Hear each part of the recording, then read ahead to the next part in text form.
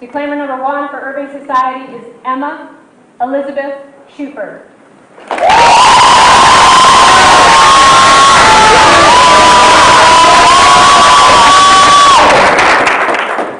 Ladies and gentlemen, distinguished judges, Mrs. Titus, my fellow declaimers, a game of catch-up by Grace Jarrett Scott from the class of COVID-19, edited by Sean Adler.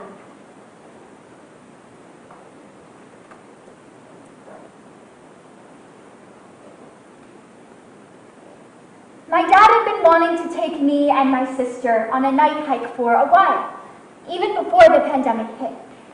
We thought walking through the woods at night would be fun and interesting, even thrilling, a new adventure for us all.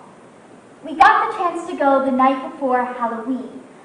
My sister was a nervous wreck because it seemed to her like the perfect night to be murdered in the middle of the woods. My dad and I thought it would set the mood. Instead of just going to the lake like we planned, we even thought about hiking up to a cemetery. My sister vetoed that idea.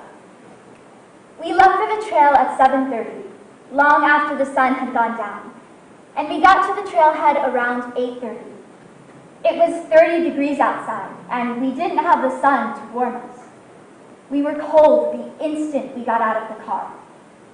I bundled up as much as I could, but the cold seeped into my bones, chilling me from the inside out. As uncomfortable and almost painful as it was also refreshing. I'd gone so long in the temperature-controlled environment of my house that I'd forgotten what it felt like to be cold. I hadn't been too cold for 7 months, and as odd as it sounds, I had missed being uncomfortable. We hadn't even left the car yet, but my fingers were already numb. I relied on the uneven ground beneath my feet, the soft breeze passing over my stinging cheeks, to keep me tethered to reality. The three of us set out for the lake. The silence and stillness of the woods at night was overwhelming. The noise of the highway faded as we started up the trail.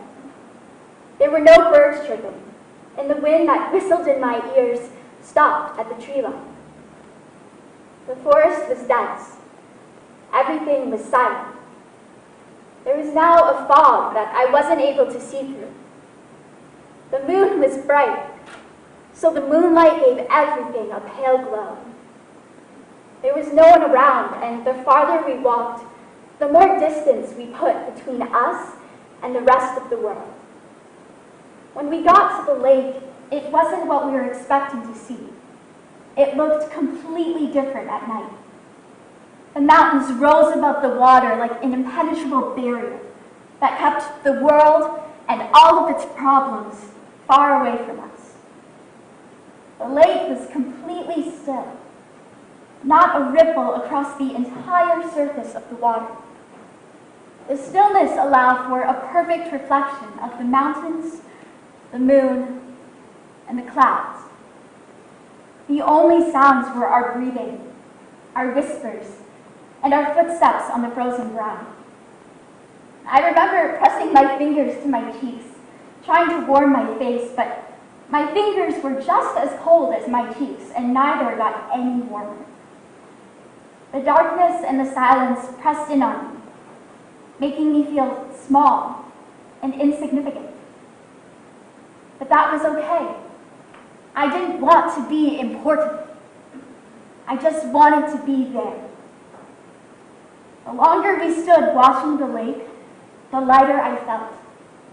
I could feel the anxiety and the anger and the fear melting off my shoulders. The silence and the stillness quieted my mind, and for the first time in 7 months, I felt some peace. The voices in my head weren't screaming at each other. It felt like the world was slowing down, but I wasn't. And I was finally catching up to everything after months of being left behind. I could still feel all the emotions that once threatened to break me, but the silence kept them in check. I felt unimportant and untouchable. I felt free. As we made our way back to the car, I let my mind stay at the lake. I didn't want to go back to the suffocating noise, the stress, the fear that those mountains protected me from. But the farther away from the lake we walked, the less those mountains could block out. I tried to hold on to the silent serenity as long as I could, while closing the gap between the rest of the world and me. I didn't want to ignore everything anymore.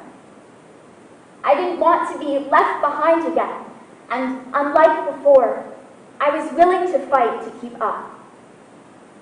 After we got home, I turned on the news for the first time in months. I didn't tune it out or turn it off either. I sat and watched. I absorbed and processed all of the information being thrown at me through the television. I did the same thing almost every day after that. I caught up. All I've heard for 12 months now is that we are a part of history, and that one day, our children and grandchildren will ask us to tell them stories of what it was like to live through the COVID-19 pandemic, and that this is the time to do something big and important for the world. The thing is, being a part of history is hard. It's lonely and scary and frustrating. I never wanted to see the news filled with pictures of people dying in makeshift hospitals. I never wanted to live in constant fear for the lives of my loved ones. I never wanted to be confined to my house for so long that I forgot what it felt like to be cold. I never wanted to crave a hug from my grandmother, who is also my best friend, like I do now. But that is what being a part of history is like. It hurts. A lot. Though my name may not be written in the textbooks that my children will study in the future, I was a part of history, and I accept that.